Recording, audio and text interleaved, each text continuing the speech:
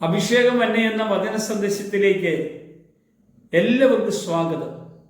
യോഹന്നാൻ സുവിശേഷം 15-ാം അധ്യായം ബൈബിൾ വായിക്കുന്നവർക്കെല്ലാം അറിയാം. 15-ാം അധ്യായം എന്ന് പറഞ്ഞാൽ മുന്തിരിച്ചെടിയെക്കുറിച്ചുള്ള ഒരു മുന്തിരിത്തോട്ടത്തെക്കുറിച്ചുള്ള ഒരു ഉപമയാണ്. യേശു മുന്തിരിച്ചെടിയായിട്ട് തന്നെ ഉപമിക്കുന്ന ഒരു ഉപമയാണ് നമുക്ക് കാണാൻ കഴിയുന്നത്.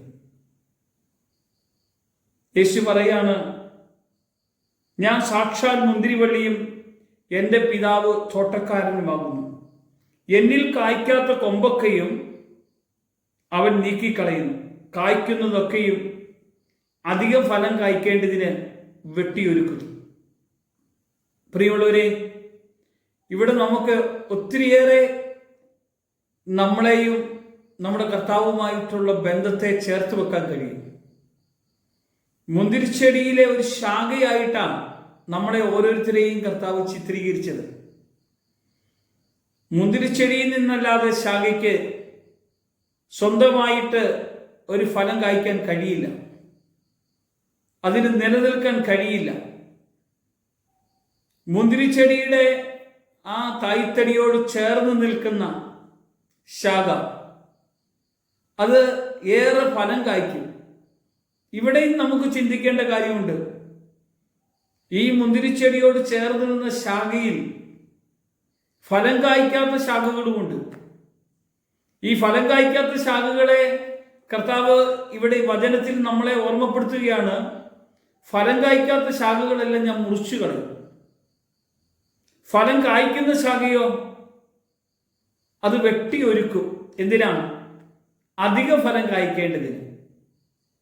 നമ്മളൊക്കെ ഒരു മാവ് നട്ടാലും ആ മാവൊക്കെ നമ്മൾ വെട്ടിയൊരുക്കി കൊടുക്കും അടുത്ത വർഷത്തേന് അധികം ഫലം കായ്ക്കാൻ.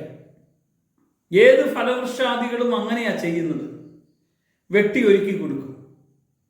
ഇവിടെയും കർത്താവിൻ്റെ മക്കളായ നമ്മളെ കർത്താവ് ഫലം കായ്ക്കുന്ന ഒരു വൃക്ഷത്തിനോട് ചേർന്ന തായോട് ചേർന്ന ഒരു ശാഖയെ പോലെയാണ് കാണുന്നത്. അങ്ങനെ കാണാൻ കാരണമുണ്ട്. നമുക്ക് സ്വയമായിട്ടൊന്നും ഫലം കായ്ക്കാൻ കഴിയില്ല. കർത്താവായ യേശു ക്രിസ്തുവിലൂടെ മാത്രമേ നമുക്ക് ഫലം കായ്ക്കാൻ കഴിയത്തുള്ളൂ. അതുകൊണ്ടാണ് ഗലാത്യരുടെ ലേഖനത്തില് 5-ാം അധ്യായത്തില് 22 മുതലുള്ള വചനത്തില് ആത്മഫലങ്ങളെക്കുറിച്ച് 9 കാര്യങ്ങൾ പറയുന്നത്.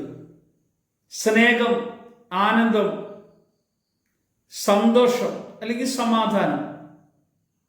ഈ മൂന്നും കർത്താവിൽ നിറഞ്ഞു നിൽക്കുന്ന ദൈവിക കൃപയാണ്, ആത്മാവിന്റെ ഫലങ്ങളാണ്. ഈ സ്നേഹത്തെക്കുറിച്ച് ഈ 15-ാം അധ്യായത്തിൽ ശക്തമായി പറഞ്ഞിട്ടുണ്ട്. സമാധാനത്തെക്കുറിച്ചും സന്തോഷത്തെക്കുറിച്ചൊക്കെ നമുക്ക് കാണാൻ കഴിയും. ഒരു ആത്മീയ ഫലം നമ്മളിൽ നിന്ന് പുറപ്പെടണമെന്ന ദൈവം ആഗ്രഹിക്കുന്നത്. നമ്മൾ പ്രാർത്ഥിച്ചാൽ പ്രവർത്തിക്കുന്ന ഒരു ദൈവം നമ്മുടെ മുന്നിലുള്ളപ്പോൾ ദൈവത്തിന് ഏറ്റവും പ്രസാദമുള്ള ഒരു പ്രവൃത്തി നമ്മുടെ ജീവിതത്തിൽ ഉണ്ടാകണം. മത്തായി സുവിശേഷത്തിൽ കർത്താവ് നമ്മെ ഓർമ്മപ്പെടുത്തുകയാണ്, ഫലം കായ്ക്കാത്ത വൃക്ഷങ്ങളെല്ലാം വെട്ടി തീയിലെറിയപ്പെടും, ഫലം കായ്ക്കുന്ന വൃക്ഷമെല്ലാം നിലനിൽക്കും ചെയ്യും. കാരണം ഫലം കായ്ക്കണമെന്ന ദൈവം ആഗ്രഹിക്കുന്നത്. നമ്മളും ഫലം കായ്ക്കാൻ തക്കവണ്ണം ഒരുക്കപ്പെട്ട ദൈവമക്കളാ പ്രിയമുള്ളവരെ. എന്നിൽ ദൈവം പ്രസാദിക്കാത്ത അല്ലെങ്കിൽ ദൈവപ്രവൃത്തി നടത്താത്ത എൻ്റെ ജീവിതത്തിൽ എന്തെങ്കിലും കുറവുണ്ടെങ്കിൽ നമുക്ക് നമ്മളെ തന്നെ ശോധന ചെയ്യാൻ പറ്റിയല്ലേ, മാറ്റാൻ പറ്റിയല്ലേ.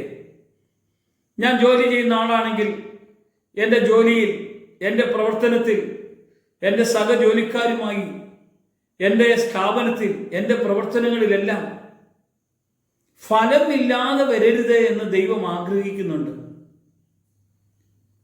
കാരണം നിങ്ങൾ നിക്ഷേപം കരുതണം. ഈ ഫലം ഒരു നിക്ഷേപമാണ്.